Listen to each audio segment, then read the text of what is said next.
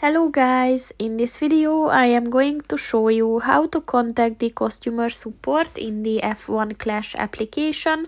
But first I just want to mention, don't forget to subscribe to my channel, because at 10,000 subscribers I am going to show you my whole YouTube revenue statistics and growth strategy, as well as how to make money online.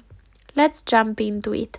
First of all, open the application on your phone and then click on the question mark button at the top of the page on the left, and then click on the contact us button.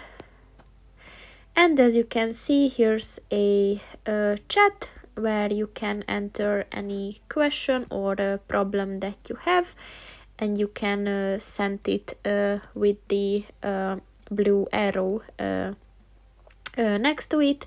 So any problem that you have, and as you can see, they will ask for some information, and with that they can help you. So that's pretty much it for this video, guys. See you in the next one.